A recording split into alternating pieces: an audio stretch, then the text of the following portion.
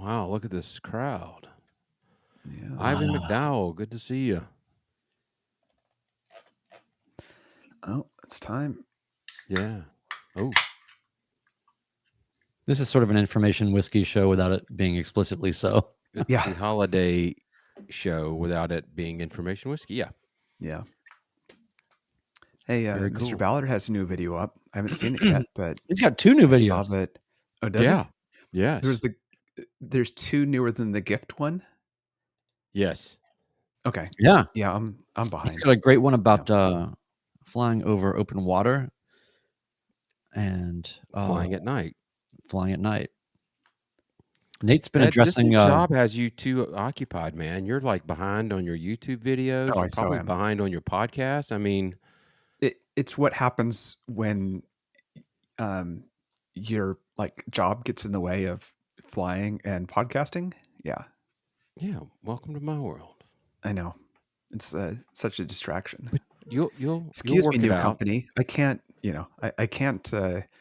I need to devote more time on my podcast. That's okay. Water Gotta get them settled Night. in. Yeah. Yes. It's your Garfunkel Oates cover band. What do you say we go? Let's do it. Let's do it. Let's do it. You say that, which means you're waiting for me to find the right thing. Here we are. Midlife Pilot Podcast. What is it like to become a pilot in midlife? The challenges are unique, but so are the rewards. Hosts Ben, Brian, and Ted talk learning to fly, growing as pilots, and the joy of flying to destinations. The purpose of the podcast is not to teach, but to share knowledge and experiences. Okay, checklists are complete. Let's get the show started.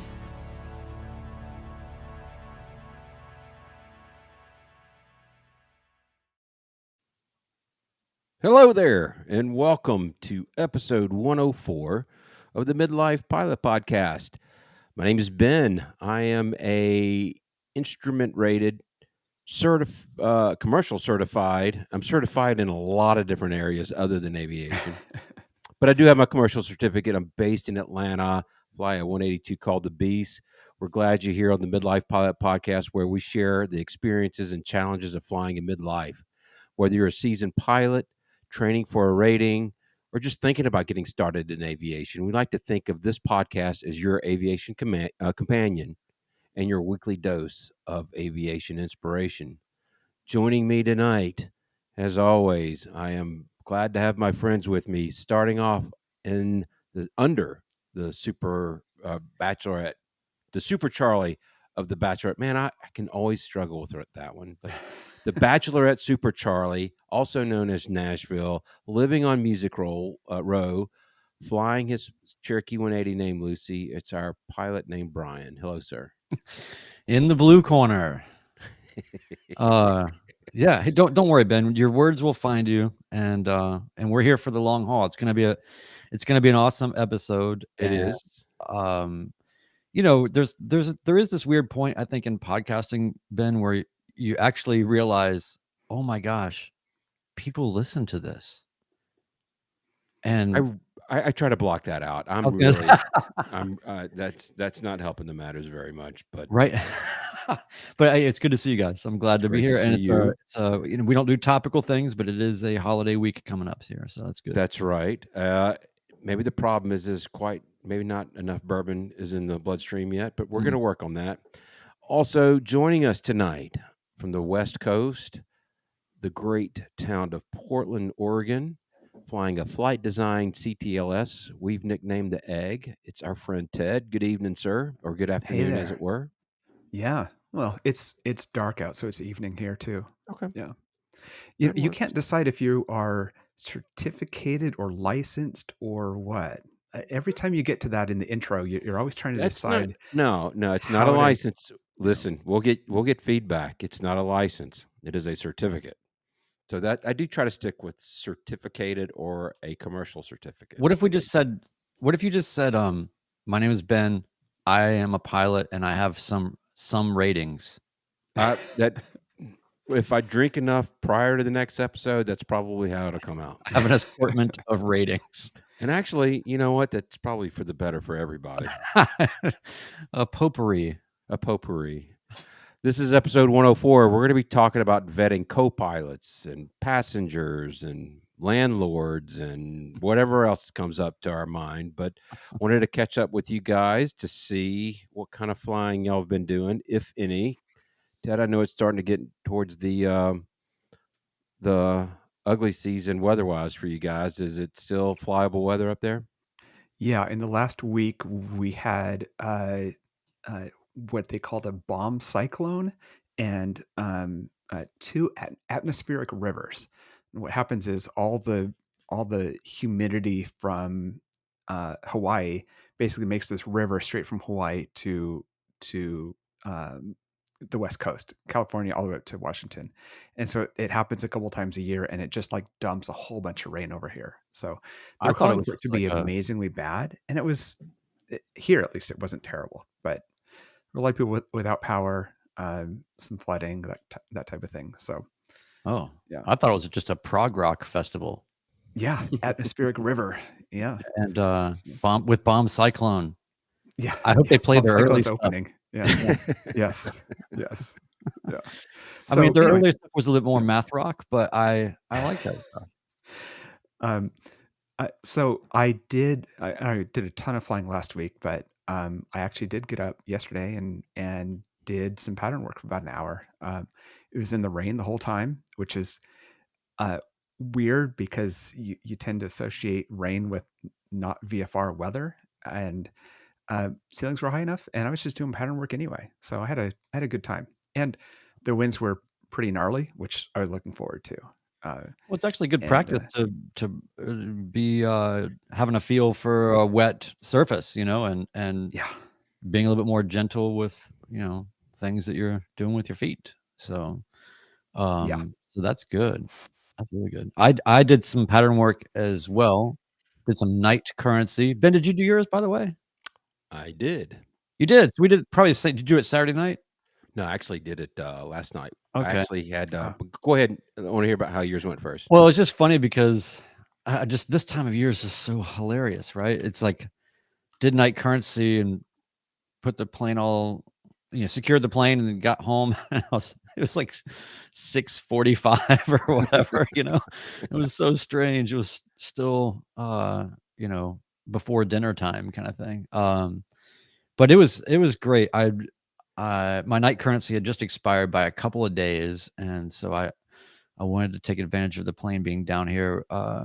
And my partner was flying the plane this weekend, but he was Yes, not he flying it was. Saturday night. So I took advantage of the opportunity and got some time in, and it was really good. I one funny mistake that I made is I was landing 02 at John Tune, and I was really proud of myself because I kind of allowed the controller to, let me do sort of a squeeze play by doing a short approach, and I put it down, right on the piano keys and got off at the very first taxiway. And I was like, oh, that was great. I was able to get out of so this jet can come in. So I just thought that I was great. And then, I'm doing full stop taxi backs. Well, I just decided to go to a different runway. So that was funny. We had a little talk about it. I was like, I'm just so used to 20 being the calm wind runway here, and I'm not normally off at Alpha 2. And then he had mentioned a Challenger coming. He had my attention sort of put this in this direction. So anyway, I completely went and it was the way he said it too was kind of like, well, yeah, so yeah, that Challenger is no factor for you on Alpha, and if you want to turn around and get back to 20 kind of thing, it wasn't like, Yeah. it wasn't like, what are you doing? It's like, Yeah. I don't know, I don't know, do whatever you want, man. But if you're trying to go back to 20, it's the other way, kind of thing. So, Okay. and it was great. So I'm beginning to believe that maybe you and I are maybe genetically related, and here's why. Slightly different spin to your story, but very similar. Um, Evan, my youngest son, is home from school, and he said, "Hey, I'd like to go fly with you tonight." And I looked on my currency, and I had 2 days left before it expired, just in case the FAA is listening. So we went out, and it's always great. He's super helpful to help, get the plane ready, and also when we're done, put it back up. But we took off and went up to Cartersville.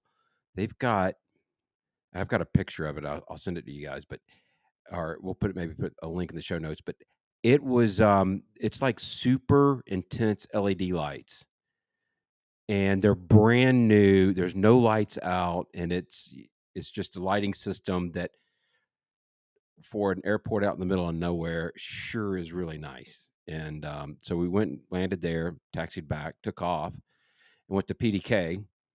And Evan will attest, it was maybe one of the smoothest landings I've had in the last 6 months. And was taxiing back. And now I will say, PDKs, you really need to have your taxi diagram up in the daytime. At night, I turned one taxiway too early, and it was a really sharp angle. And so I basically just did a 360 almost U-turn. And the controller was the same way. I admitted my mistake, and I was like, oh, looks like I got off on the right one. And he was really cool about it. He was like, yeah, just keep that turn going around and just go to the next taxiway down. So, and then took off there, landed at McCollum with no problems. And the one thing that I did, and I'm curious if either of you, I know that you don't have instrument ratings, and I'm not trying to rub anything in your face, but have you ever used a instrument approach to plug it into your GPS and then use it to find a runway, especially at night? Brian, you actually like doing procedures in ForeFlight, right? I do, but I don't.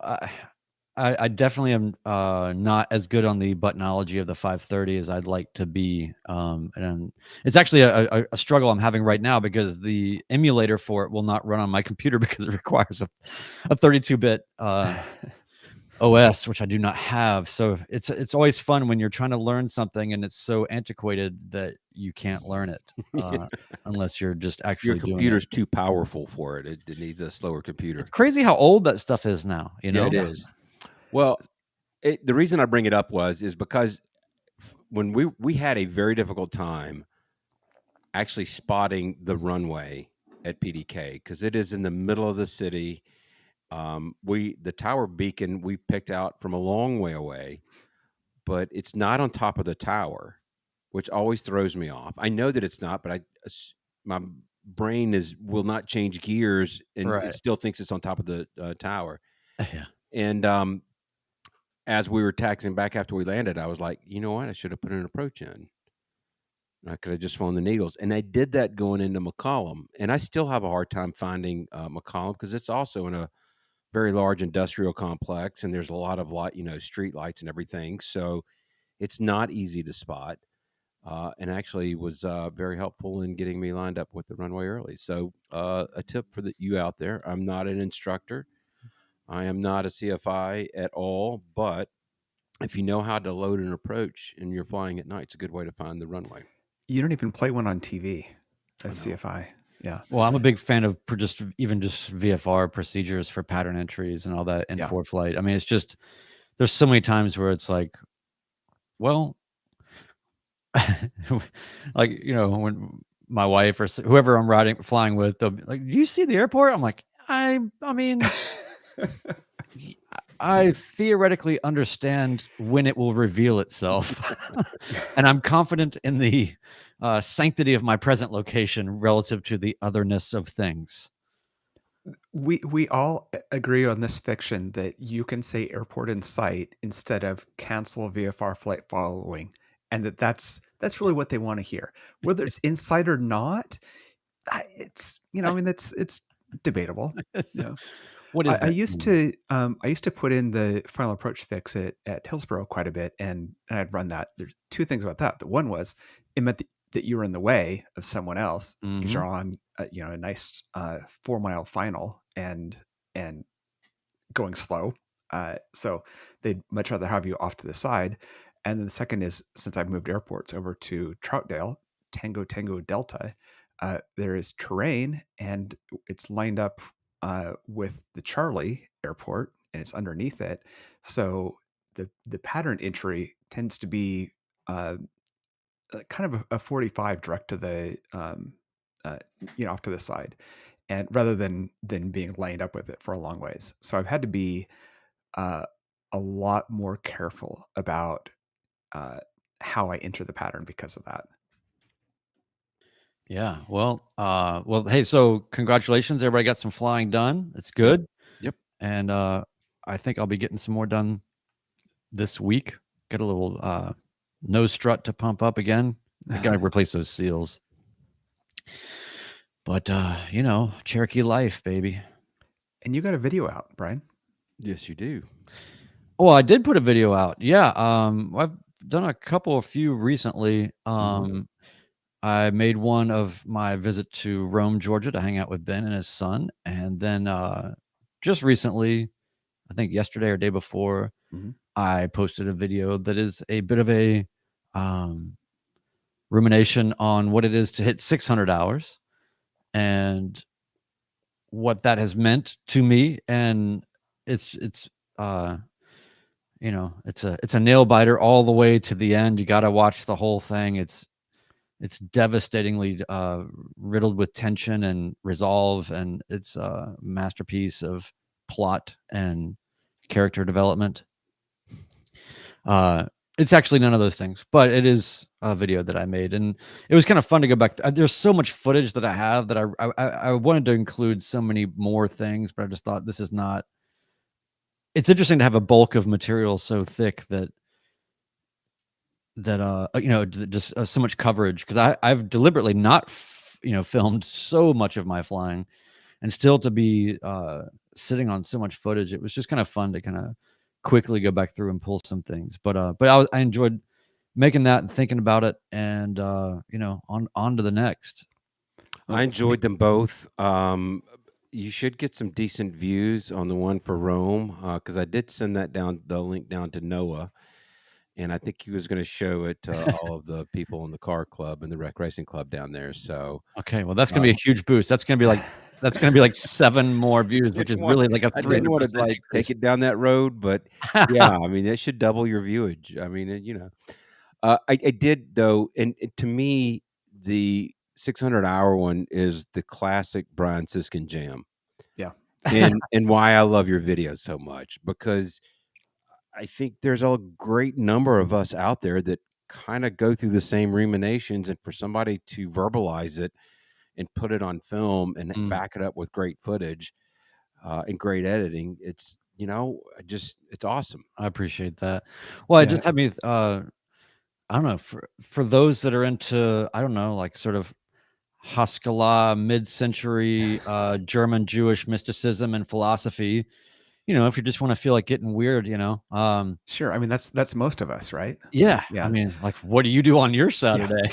Well, I mean, Bearded Aviator in the comments says both were great videos, Brian. And Nathan Ballard follows up and says, agreed. It is always popcorn night when Siskin posts his videos. Oh, come And on. speaking of night flying, that's what I got from your 600-hour video. And the quote that I wrote down from it was, the Nashville lights and stars make one continuous conversation. And that was, for me, like that was the being able to kind of verbalize that. Well, without getting too weird, I mean, it really is just when I was just thinking about what it meant to hit 600 hours, we've talked about this stuff, like how we all struggled to learn. We all go through periods of bumping into walls and suffering and embarrassing yourself and all this. And you get to a point where you can really just take it in, and it can become something greater to yourself. And it's not, I was really just kind of driving home the point of like, it gets way beyond. Like, there's so much to look forward to for those of you who are early on in this. There's so much to look forward to that you cannot imagine, that is beyond, as I mentioned it in the narrative, V speeds and regulations and technical specs and all these things. There's a whole world that is coming at you that you will see. One more from the feedback, our friend Colin out on the West Coast. He says, can always count on you to give the Aviation Sirens song eloquent lyrics. I love how and why you fly and hope to bring a bit of Siskanology to my flying. And I'm going to tell you, Siskanology is now going to be used on a very frequent basis. Colin, thank you so much for that. I really appreciate it. Thanks, Colin. I appreciate that. Brian, you want to touch on Yeah. our housekeeping real quick? Actually, yeah. Sorry, I was about to take a sip of this High Life, but I got work to do. Metaphorically and literally, Yeah. right? Yeah. Yeah. I guess in that way, it is sort of the perfect aviator beer, right? Yeah. All right. Housekeeping. Thanks everybody for bearing with us. We are grateful for everyone here making this the best pilot community that we know of, a positive space where we share everything from training experiences, shared personal minimums, tackle ownership challenges, review flight plans, and best of all, make new aviation friends. Connect with us. You can join our Patreon community for $1 a month. That's 25 cents per episode. You'll get exclusive content and access to our Discord community.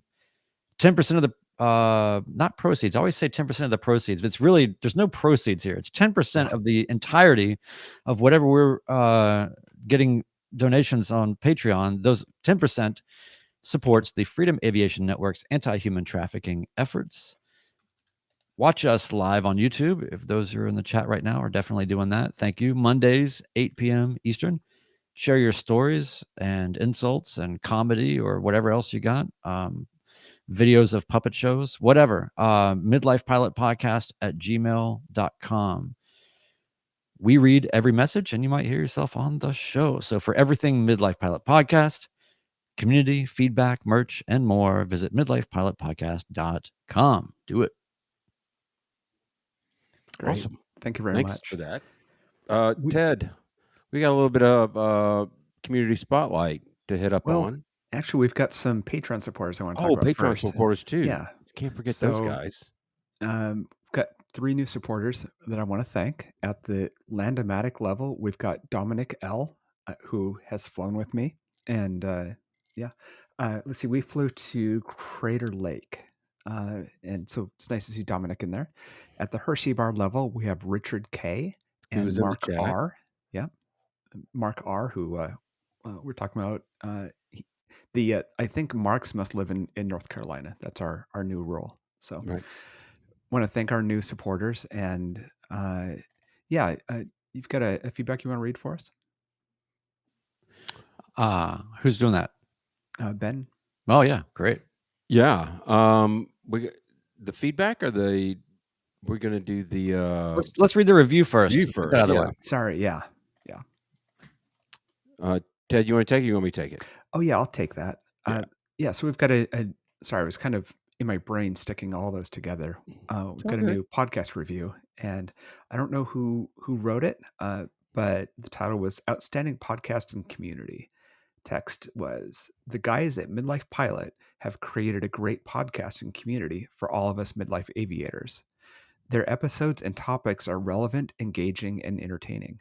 The addition of a live recording every week and community members in the chat make this podcast a truly interactive experience. You've built something truly special. The live recording was something that started at the very beginning, and it's been fun to keep it going, and it's really a lot of the energy of the podcast. Yeah, that's one of the things I really like about Ben, it. thank you so much for writing a review of your own podcast. That was really nice. Exactly. I mean, I've been trying to bribe people with stickers and other things, and just nothing seems to work. So I thought, you know what? I'll just review it myself. Well, and people should know that this whole live show thing, the reason that it started this way is because we realized early on, this is the only way that it's actually going to get done. So if you just commit to doing it and you do it and then it's done, then it's done. But if you're trying to like piece it, I could never piece it together and all of that. So we just thought, let's just be mediocre and live. Exactly. It's And the we've same done that. time every week. Yeah. That's right. It's all The we pressure. can handle. It's always good for the podcast. Wanted to get some feedback from last week's episode on finding time. We got some feedback from Ryan K., who is up there in the Wisconsin area. And he says some good insights for sure on finding time. I have more than a few fellow pilot friends that are struggling in this area. The common theme is none of them are intentional when it comes to flying. I take the same approach to my flying today as I did when I was training. And I just want to interject here, amen to that. That's kind of what you have to do. He continues, look ahead at the calendar and block off the time. If we wait for the perfect time or say after the chores are done, it will not happen. We seem to pack way too much into our lives and need to remember to take a moment for ourselves. Also, we need to get to a place mentally where we are not feeling that guilt. A quick 30-minute flight or a few laps in the pattern to clear the brain is so therapeutic sometimes. We have all spent a ton of time and money to get these certificates and ratings. Now just go enjoy it. That's right.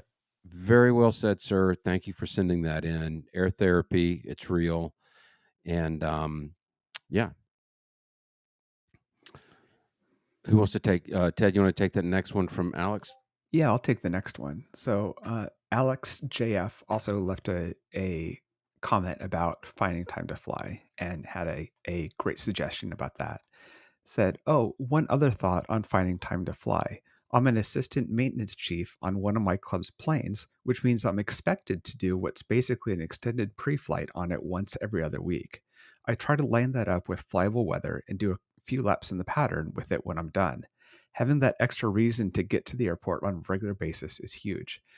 Having that external pressure, I guess, to borrow that term, is a great idea. You've got to be at the airport. You've got to do this. So that's a good suggestion on that. It also just speaks to just, it's for a lot of people, it's really about getting involved, and Yeah. so there's just an inherent benefit to just being more immersed and involved in ways that Yeah. are not just because you fly a plane. Yeah. You want to get this last one? You get that, Brian. Yeah. All right. From our friend JB, a lunist. Been enjoying the topics of flying cheap, quote unquote, cheap, and how to find the time. Ben's mention of the commercial 300 nautical mile requirement reminded me that I used my time flying out for the 100th episode to fulfill that requirement. That was really cool to have you out there, by the way, and it was great to hang with you, meet you, and see how nice your landings were coming into Fairmont. Fancy plane too. Yeah. Beautiful plane, and really cool to have you there, JB Alunist, for our non-event. So he says, I had already planned to meet a family member at Lima Bravo Echo Arnold Palmer from my home airport that is 230 miles. I decided to head to JST first, land there, then head back to LBE. That was my greater than 250 nautical mile requirements. From there, I went to 4 Golf 7, which is Fairmont, and hit over 300 miles. Despite being under 200 hours, I plan on getting my commercial one day, so now I've got that requirement out of the way. Also, like Ben, I've been doing some night flying and using those flights to do some landings at a towered field since you need a minimum of 10 for the commercial. So prior to hitting 50 hours of cross-country time, I would try to make as many flights across country as possible. That is from Rob, aka Jay Balloonist. Thank you for that. And that was a great suggestion, Ben. And there are a lot of combinate functional things that you can do that'll drive you to do a little bit more and to make your flying a little cheaper as well by what do they call it? Batching. Yes. Double dipping. Yeah. Double dipping. That's awesome. Yep. So we wanted to get into tonight's topic of vetting other co-pilots, or we can even expand it beyond that. But wanted to kind of hit this in. Our community is wide and varied. We have a lot of folks that are still in training for their private instrument, all the way through very senior CFIIs. So, Ted, you had a couple of comments earlier before we got on, and I Yeah, I wanted to did. kind of hand it off to you to kind of tee it up. Yeah. Well, first, this topic was addressed on the podcast in episode 23. with OG Chris and Brian talking about that. But a lot of time has passed, and I, I thought, Ben, that you and I flying together in the Beast is a great example of that difference. We flew together when I had about 120 or 150 hours, I want to say, headed to Nashville. And That's then, right. And I remember putting Yep. a significant amount of hallucinogenic mushrooms into your tea just to maybe help we with didn't that transition. we didn't fly inverted the whole time. only to, Wow. only to find out people from Portland are naturally immune. That's exactly right. Yeah. So, one thing, and then we flew again recently, and I've Yeah. got over 500 hours, and I just use the hours as a proxy for experience. The actual hour number doesn't matter. But it's just a good metric of time that has passed. And I remember the first time I flew with you, I was pretty overwhelmed, and there was no way I was going to take any of the radio calls or any. I was just flying along with you. That's interesting. I did a deep and very expensive background check on you before I let you get in the airplane with me. First of all, Well, Just clearly kidding, of not, course. because you let me in the plane. I did. So it Um, wasn't a very good background check. If yeah, you did, it is different. I think your approach is maybe a little bit different, but not a lot. That if you're a low time pilot and you're taking on another co-pilot, when I first heard about this subject, two things came to mind. First of all, if you're a low time pilot, I remember when I had 75 to 100 hours and I would fly with my partner, Stuart, who is a Delta pilot and who had 15,000 hours, was very cognizant of the fact to keep my mouth shut because I felt I had absolutely nothing to offer. When in fact, he called me out and said, "No, you have more time in this airplane than I do. And I need you to speak up if you see something that you've been taught different." And that kind of set the bar for me from that point on. Um, when you're have other pilots in the plane with you, you need to be resolute. And if you know that airplane inside out, you can't let anybody try to tell you what you already know otherwise. Does that make sense? it does. Um, that was, I think that the thing about flying with a newer pilot is they have the proper habits that you've managed to forget or override, and uh, as you've let your standards slide and don't realize that that's happened. So I think that's the value of flying with a much newer pilot. So I have had a couple of opportunities. The second thing that I was going to touch on, um, it's more of a personality assessment of flying with someone else. I have had quite a few people.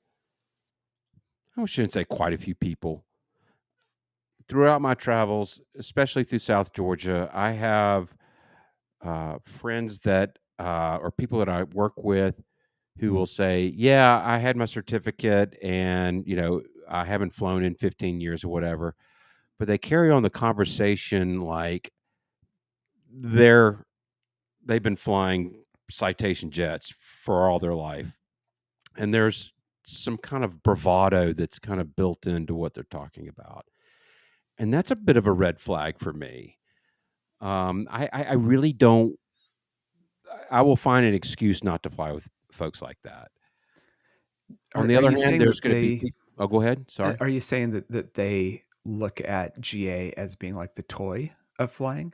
No, just that they bring a wealth of information that was useful 15 years ago. Mm. Mhm. It's And, kind of and like maybe it's useful now, but I don't know that. And the bravado that comes with it just makes me nervous to have them sit in the right seat. And I think there's a lot that can go wrong more than probably could go right. Yeah. it's sort of like the dad at the football game that played high school, and then he kind of thinks he's the coach or something and is yelling at everybody, but Yeah. yeah, I don't know. I That's a mean, great analogy, by the way. I try, so I really like what Colin's bringing up here in the chat. He says that he's interested in this topic. He says, I'm looking to build some community in real life as well as split time to save some money as I build time towards cross country and simulated IFR requirements and starting ahead of instrument. And he says, curious if anyone has flown with a quote unquote stranger and how they navigated that vetting process. And that's really putting the finger on, I think, what I want to make sure that people come away from this episode as having something to walk away with. That is so without getting all aviation-y about it, it's a socially awkward construct. And I think that from the midlife perspective, it's just not on one hand, it's easier to have these uncomfortable conversations because we've had to do that in our jobs or in our lives or, Ben just even going to the convenience store, it's going to be something that he has to, explain to somebody it's like, I'm going to have a very difficult conversation with you about, skull or something. I don't know, whatever. No, I'm just making stuff up, but no. So the idea is just that it's hard to, I don't know. It's hard to have those conversations. So I'll start by saying that everybody knows that when they fly with me, even though we've all got a little bit of an ego, right? We've all got you have to have a little bit of a confidence. And it's a fine line, but but I think that I always tell anybody that is sort of a co-pilot with me in any capacity, whether it's CRM, whether they're just riding along as a pilot, whether we are in, however we're coordinating, I have no ego about this. If you see something you don't like, speak up. And I want to make sure that that is open communication right away. Even if, even if what you're saying is maybe not even accurate, like that's fine. It's not about the critique or these things. It's more about just making sure that people feel like they can say something. So that's to start with. And then to go beyond that, I think, Colin, when you're looking at flying with other people to build time and these things, obviously a great thing to do.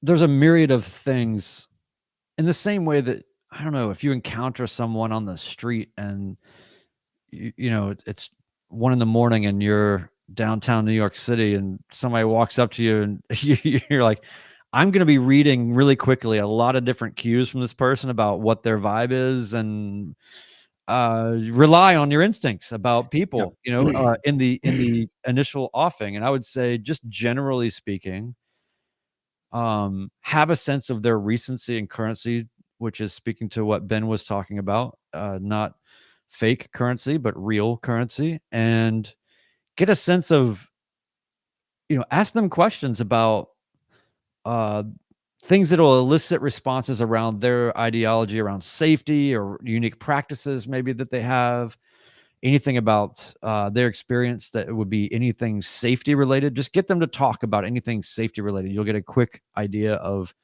how aware they are.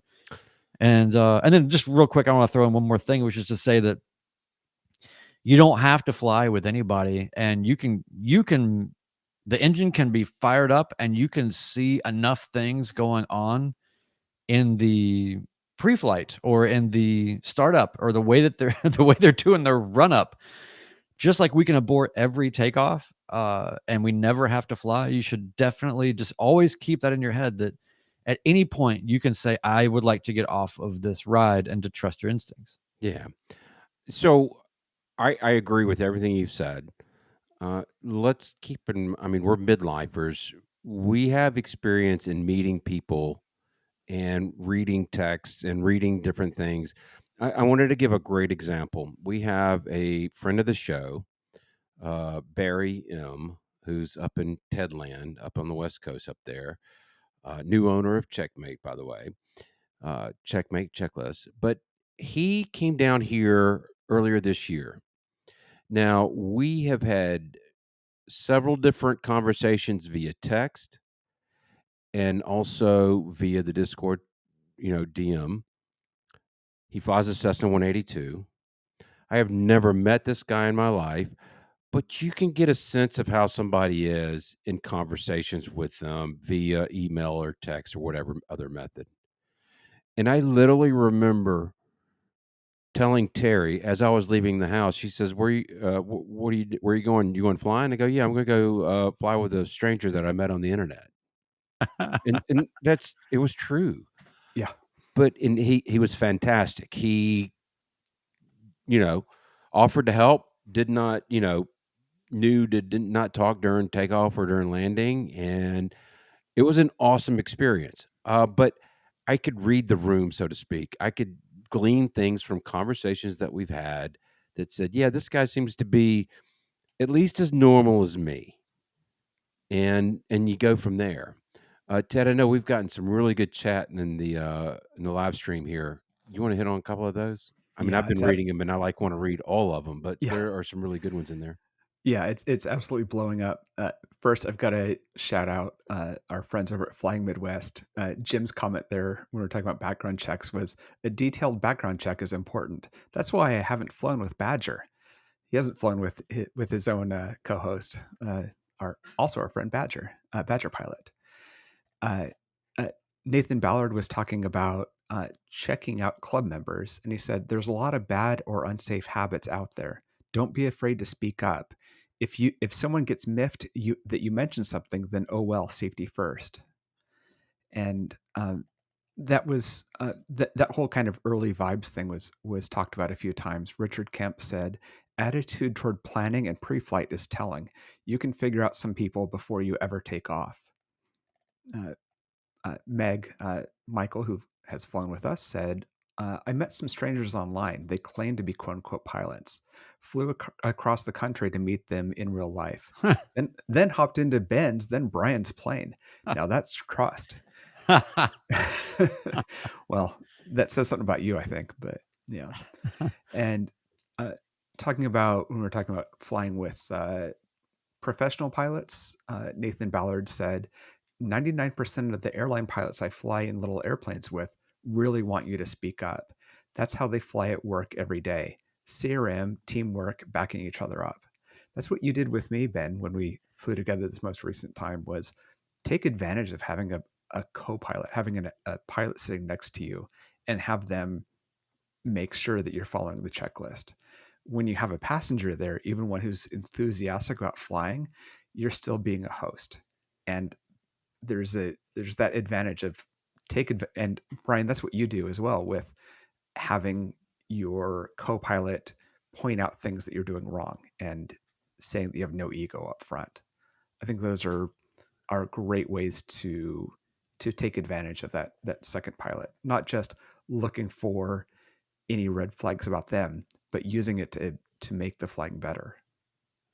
Yeah, and then you got to read the room also and how they receive that stuff from you, because some people take things in different ways, and you got to try to figure that out. But I also wanted to just make the point that you can glean a lot from someone just by understanding the context of their flying, in terms of what it is that they're doing right now, or what are they trying to do, or where are they trying to get.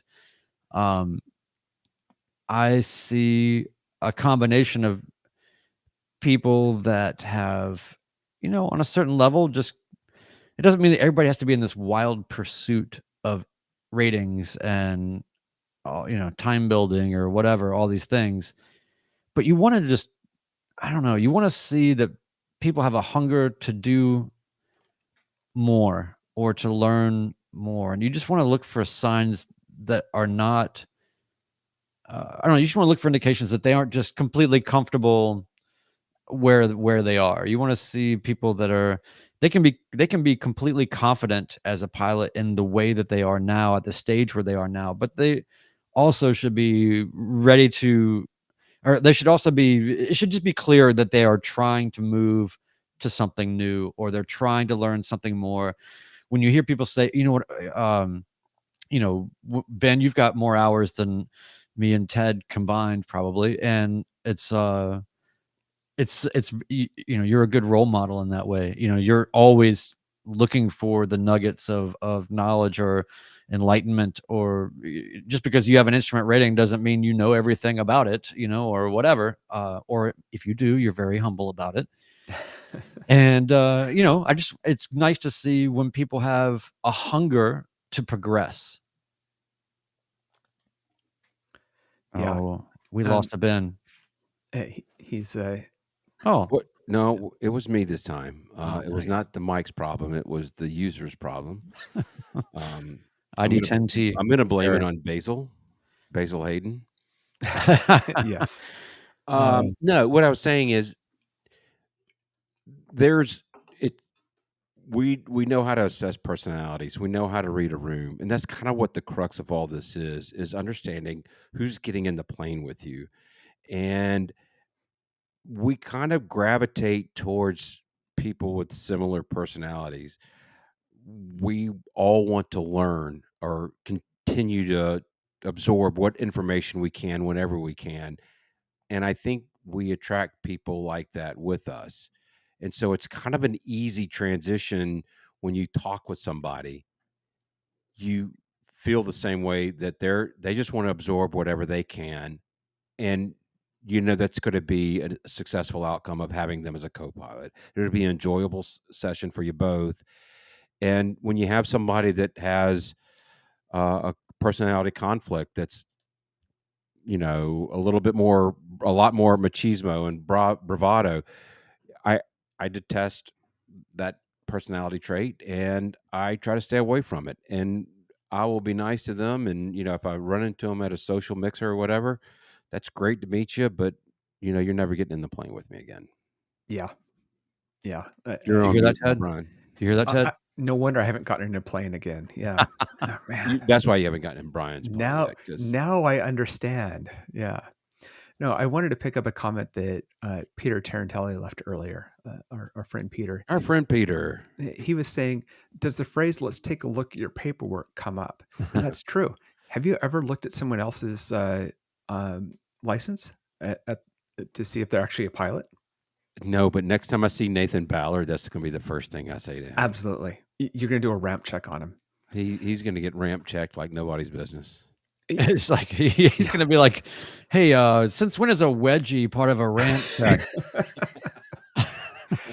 I guess for me, this kind of ties into something that I was thinking about, which is, and there's kind of an informality that I have about this anyway, but I'm not real strict on the three-way transfer of controls and things like that when I'm flying with a friend. I'm also not looking at your license because it's very clear who the primary pilot is. It's different than when you're flying with a CFI, where it's a little bit unclear who is actually in charge. And in that case, you flying right seat with me, it doesn't actually matter if you're a pilot or not, because ultimately I'm still paying attention. And legally speaking, I am the PIC. And that never fully goes away. I want to ask you both a question. And Nathan's name came up, and I owe him a lot more roasting than he's roasted me in the past. But he did have a video.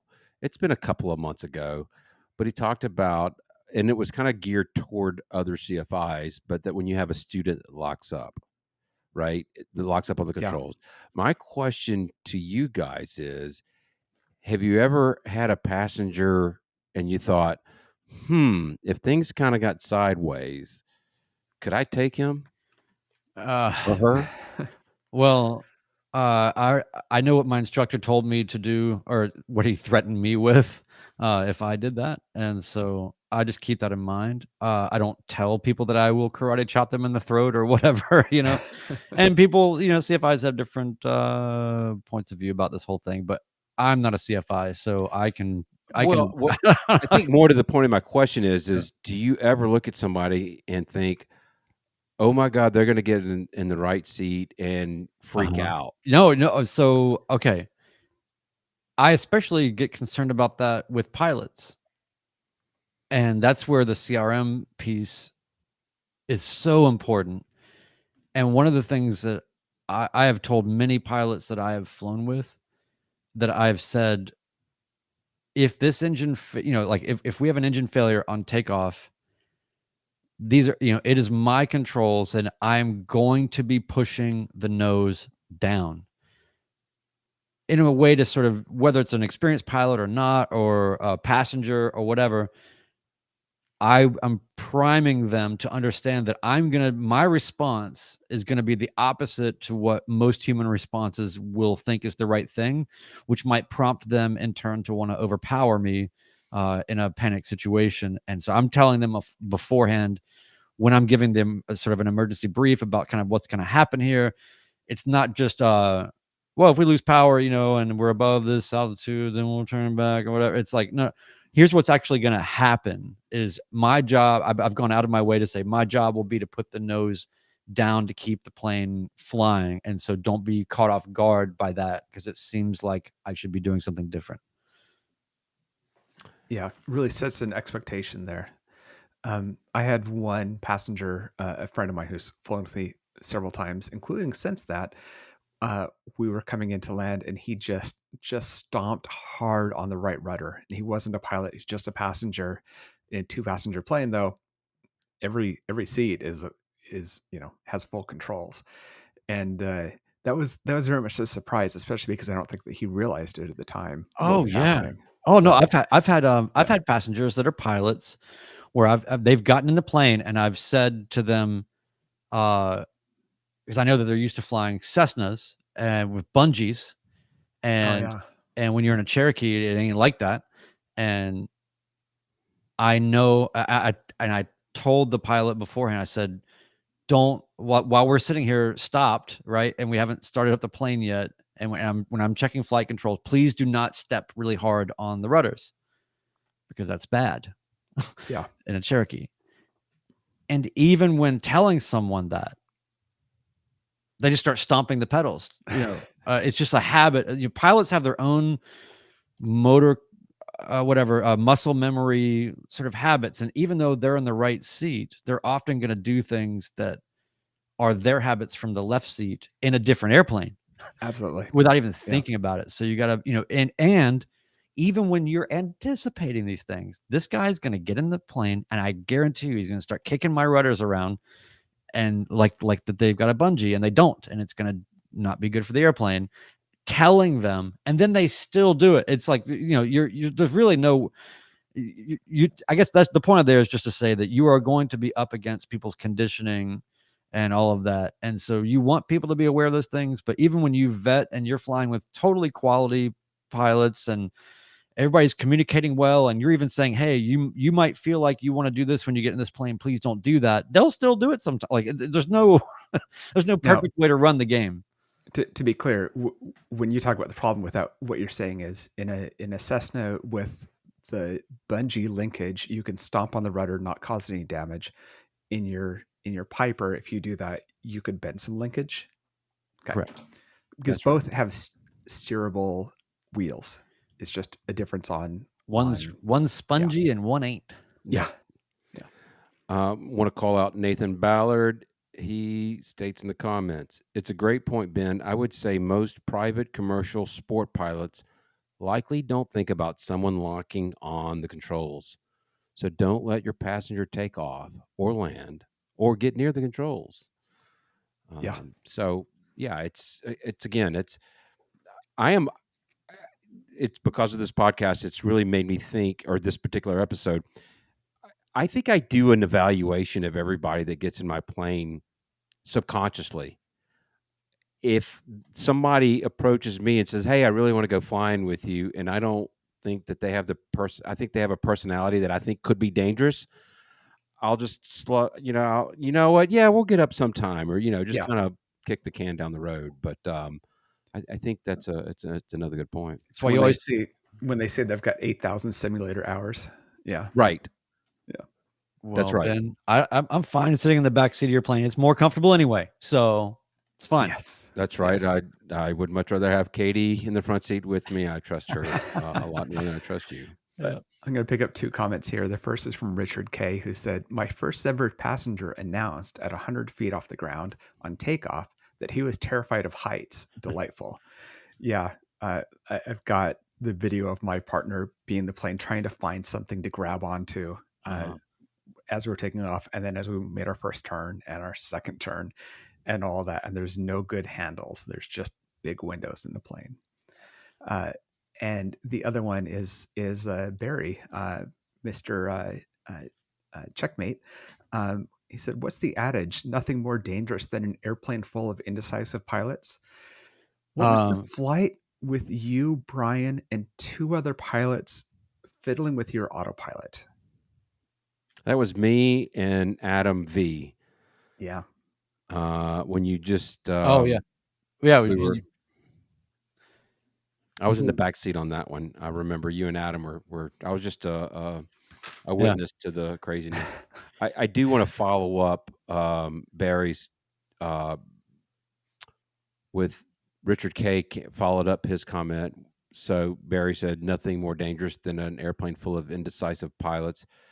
Richard K. comes back and says, "Pretty sure a plane filled with CFIs is the most dangerous," which I could see that. I'm telling you, I've told the story before, but the most impactful moment of my early flying was when I met a guy who, I guess he had a TBM or something, and very experienced and very stern kind of guy. I met him out on the field, and I, here I am just having passed my check ride, and I said, "What is the single most, important piece of advice you could give a brand new pilot?" And just, it was like a movie. I mean, the way that he pulled his glasses down, stared through my entire soul, and slowly said, "There is nothing more dangerous than a plane full of pilots." I have definitely taken that with me, and I've seen a lot of accidents, and there's things in the killing zone, and there's still accidents that are happening now. I mean, even I would even argue potentially the last thing in Catalina, it's I don't know. There's just a weird it's a weird phenomena. I'm not sure what it's based on, but it's weird. I'm going to mention one other podcast. I mean, not a podcast, but YouTube channel. And Ted, I'll get you the link to it. But Pilot Debrief is one that I've started to watch a lot. And his most recent video is a father-daughter. The daughter was a newly certificated private pilot. The father had been doing it for a couple of years longer, but I think she was unfamiliar with the plane, and it was a Beechcraft VTOL, but he breaks that down, and it was 2 pilots not knowing who was really PIC, and then you also have the father-daughter dynamic as well, which just compounded on it. So to wrap things up, really recap, you have to kind of use your judgment as to who you're letting in the plane that you own or are renting, and let them, use your best judgment. And are they going to be a hindrance or not? And can you engage them in ways that will maybe help with the flight? That's true. I've also got to say, though, as we're talking about all this, that is some of the most fun that we've had flying, is flying with other pilots. You can learn from other pilots and what their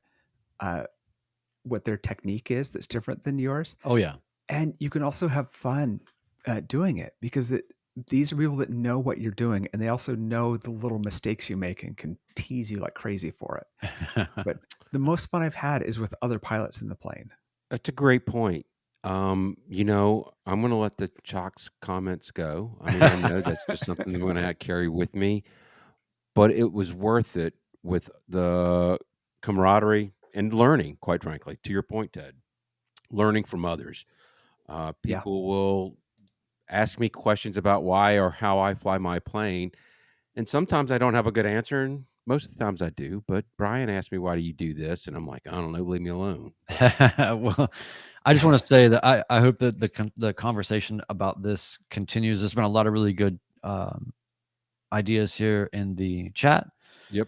And I'd like to see that flow into Discord and continue, and maybe get a little bit more concrete and interesting, because I know that we kind of talk around things sometimes. But I think that the thing I want people to walk away with is that it is a process, vetting, and there are different ways you can go about it, but you should feel that that is important to do, and you should do it. It's not something that you should just be standing idly by and letting stuff kind of happen.